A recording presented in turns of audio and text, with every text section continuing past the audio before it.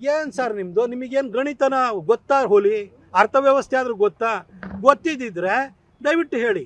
ಆಮೇಲೆ ಮೋದಿಯವರು ಈ ವಿಚಾರದಲ್ಲಿ ಯಾಕೆ ಹೇಳ್ತಾ ಇದ್ದಾರೆ ಅಂತಂದರೆ, ನಮ್ಮ ದೇಶದಲ್ಲಿ ಅತಿ ಹೆಚ್ಚು ನಾವು ಇಂಪೋರ್ಟ್ ಮಾಡ್ಕೊಳ್ತಾ ಇರೋದು ಒಂದು ಆಯಿಲ್ ಪ್ರಾಡಕ್ಟ್ಸು.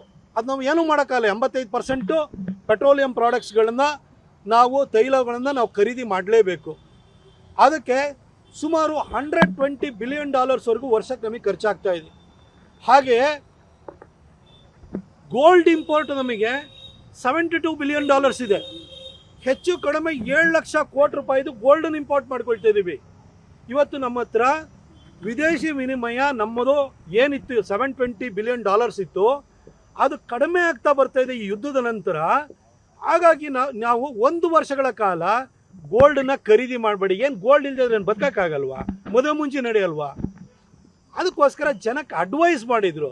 ಆ $72 ಬಿಲಿಯನ್ ಅಥವಾ 6-7 ಲಕ್ಷ ಕೋಟಿ ರೂಪಾಯಿ ಉಳಿತು ಅಂತಂದರೆ ನಮ್ಮ ದೇಶದಿಂದ ನಮ್ಮ ದುಡ್ಡು ವಿದೇಶಕ್ಕೆ ಹೊರಗಡೆ, ಯಾಕಂದರೆ ಗೋಲ್ಡ್ ಏನು ನಮ್ಮ ಹತ್ರ ಸಿಗ್ತಾ ಇಲ್ಲ, ಹೊರಗಡೆಯಿಂದ ಇಂಪೋರ್ಟ್ ಮಾಡ್ಕೊಳ್ಳೋದು, ಅಷ್ಟು ನಮಗೆ ವಿದೇಶಿ ವಿನಿಮಯ ನಮಗೆ ಕೋತಾಗೋದು ಉಳಿಯುತ್ತೆ ಅಂತ ಹೇಳ್ಬಿಟ್ಟು ಹೇಳಿದ್ದಾರೆ. ಈ ಎರಡೂ ಸೇರಿಸಿದರೆ ಪೆಟ್ರೋಲಿಯಂ ಪ್ರಾಡಕ್ಟ್ಸು ಮತ್ತು ಏನು ಗೋಲ್ಡ್ ಇದೆ, ಇದರದ್ದು ಇಂಪೋರ್ಟ್ ನಮಗೆ 180-200 ಬಿಲಿಯನ್ ಆಗ್ತಾ ಇದೆ.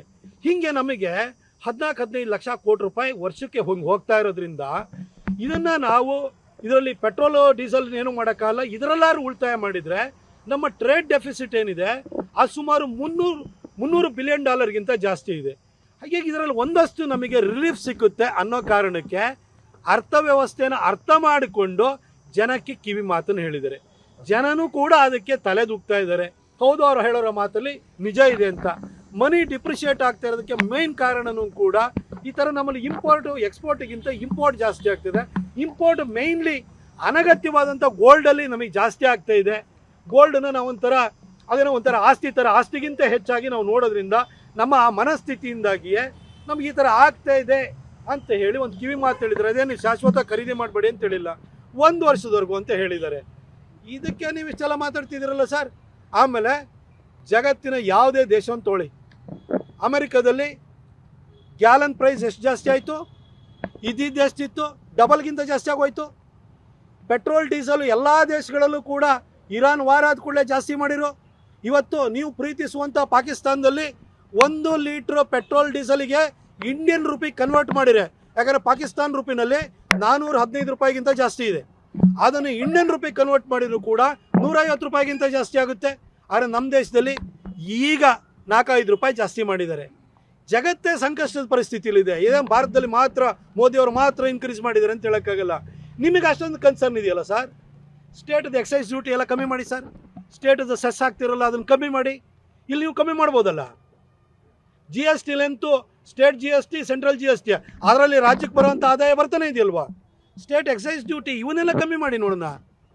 ಸೇಲ್ಸ್ ಟ್ಯಾಕ್ಸ್ಗಳನ್ನ ಕಮ್ಮಿ ಮಾಡಿ. ನಿಮಗೆ ಜನರ ಬಗ್ಗೆ ಅಷ್ಟೊಂದು ಕನ್ಸರ್ನ್ ಇತ್ತು ಅಂದರೆ ಈ ಕೆಲಸ ಮಾಡಿ ಸರ್.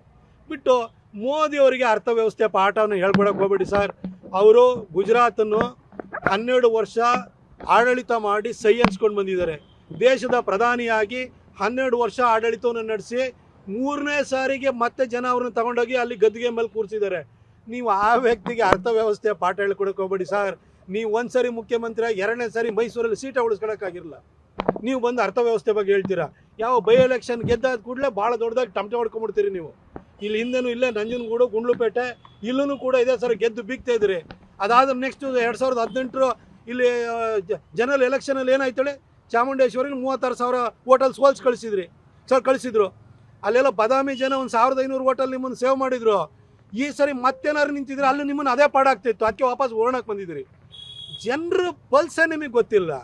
ನೀವೇನು ಸರ್ ಅರ್ಥವ್ಯವಸ್ಥೆ ಬಗ್ಗೆ ಮೋದಿಯವ್ರಿಗೆ ಪಾಠ ಹೇಳ್ಕೊಡ್ತೀರಿ?